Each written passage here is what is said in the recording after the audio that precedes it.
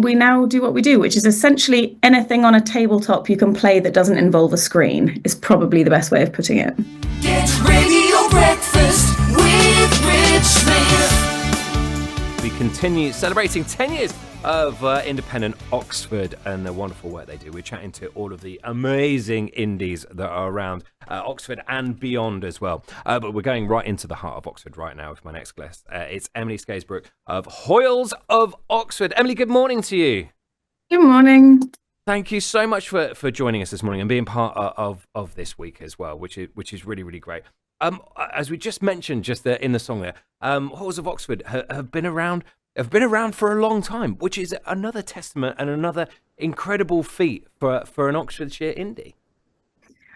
Yes, we were just talking about this before we came on air, that I couldn't quite remember how long it had been. But we worked it out at 27 or 28 years, Yeah, I think, something exactly. like that. Yeah, we actually started next door. So we've been on the high street a long time. So in 1997, Dad started the business, father-daughter business.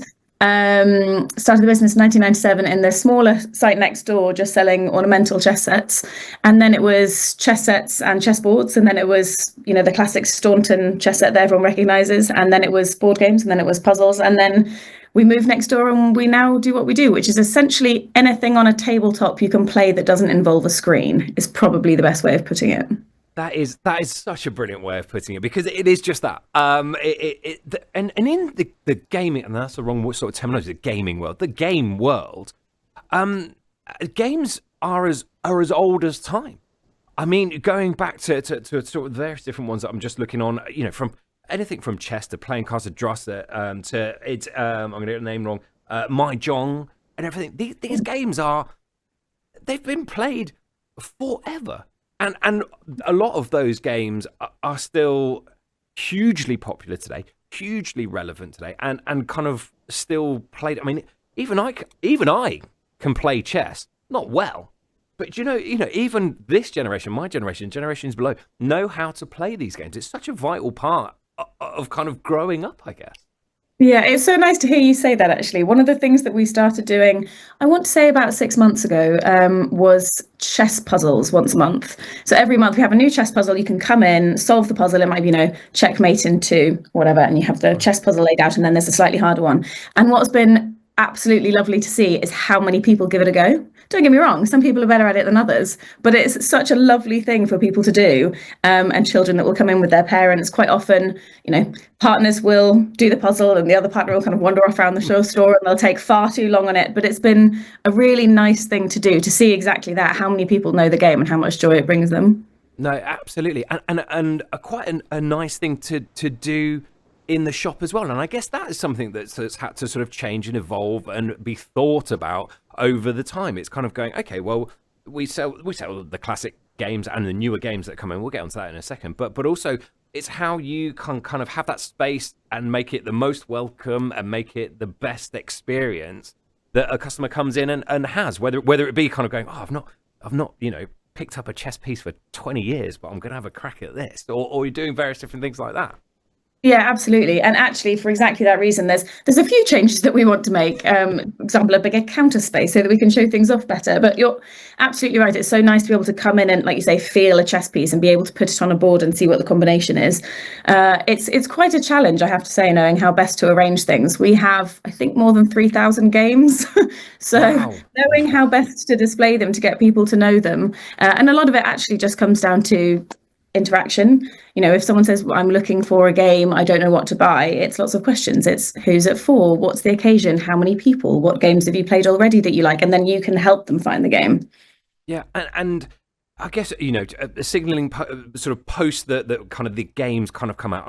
I'll use a Christmas example where yes, you've got probably the relatives that you haven't seen for a while. You've got all the people there. You're kind of going, okay, there's inevitably going to be that point where we have to get a game out and kind of go, right, we want to kind of have that best experience game, whatever it is, at that moment. So something that can cater for the grandparents, something that cater for the young people, there's something cater for the teenagers, everyone kind of in between. And I guess that those are sort of the questions that kind of happen and get asked and kind of going to sort of nail down, actually, it could be something as it could be a Monopoly. There we go. I'm just plucking the games out of the air. It could be a Monopoly, or it could be this, which is a little bit different, but it's and I guess that's kind of the process in there.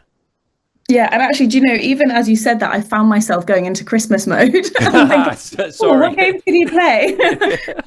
In a nice way. I mean, it's a lovely one because you're right, there are so many games, and actually it's always inevitably when you're in whatever world you're in, you forget that other people don't know the things that you do. So when people come to us and they say, well, I've played Monopoly, but I don't really know where else to start, and you're like, well, okay then. Like what can I point you in the direction of that you're going to love? And there are so many, and it's really nice finding out, do you want to be competitive? Do you want to be collaborative because it's Christmas? Do you want fights? Is that going to happen? Do you want something active? There's so many questions that you can ask, and you can get the perfect game, and it's a really nice thing to be able to do for people. And I guess over the many years, and do you find that games come and go, and then obviously the best ones kind of stand the test of time? Because I mean, we're talking about Mahjong and talking about chess and everything like that. I'm not going to use plucks, dates and what have you, but they've been going a long old time. Okay, they've been going a long time, and of course, there's always new games, there's different things. It seemingly, again, the sort of Christmas period, going back to, it seems like they're, every time you go, this is the thing that everyone's playing this year.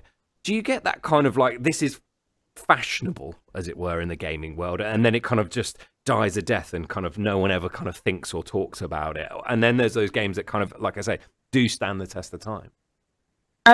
There's definitely trends, and I think, not that I'm on TikTok because I'm very old now and I don't know how it works, but I am told that the reason for some of the games that have been as popular as they were for us last year, it is for that reason. So things like, I don't know if anyone's played these games, but Uno Wild has been a big one. So have you ever played Uno?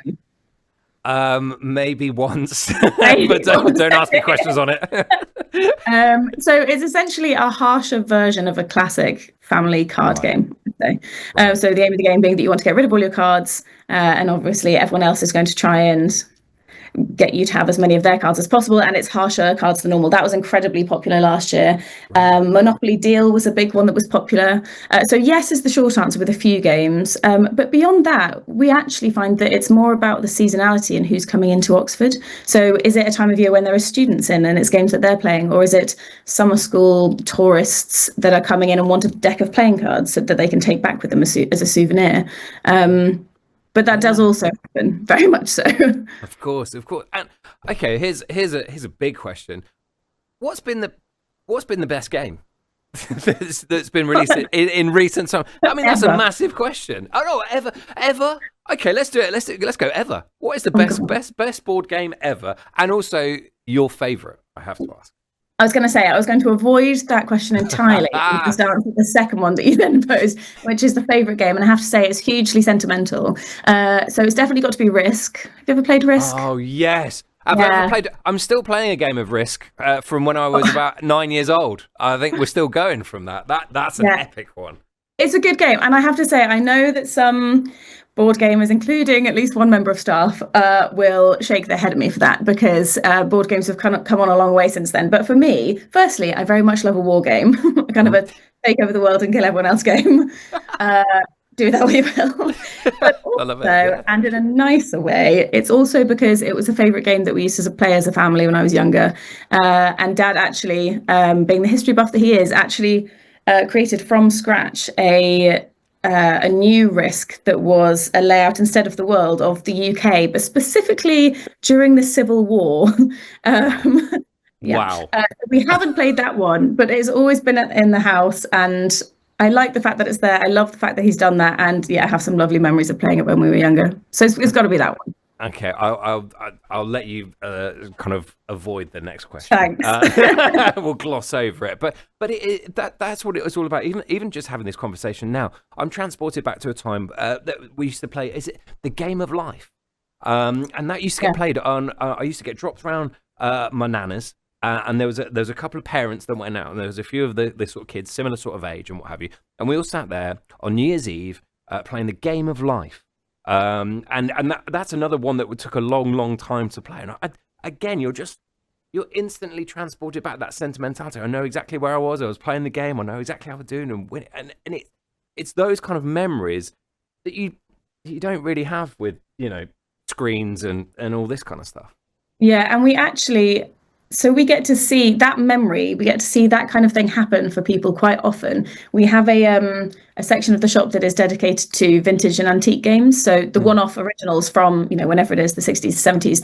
There's a couple of games, even earlier actually. There's a couple of board games in particular that seem to prompt memories for people. And one of them is that. And if you go even earlier, it's games like, if anyone remembers these, Escalado, Totopoly. We have lots of older versions of Monopolies, which is nice. And then there's games like Tritactics. There's all sorts. But what's really lovely is seeing people see the game and clock exactly that memory that you've just described, which is them playing it with their grandparents when they were younger. Yeah. Oh, that's amazing stuff. The sentimentality is just spilling over us this morning. Emily, it's been absolutely wonderful catching up with you and finding out a little bit more of Halls of Oxford. Go and pop and see them, of course, on the High Street down in Oxford today. Thanks so much for joining us, Emily. Thanks so much. Brilliant stuff. Emily Scaysbrook there of Halls of Oxford. Just a trip down memory lane, isn't it? It's great. Love it.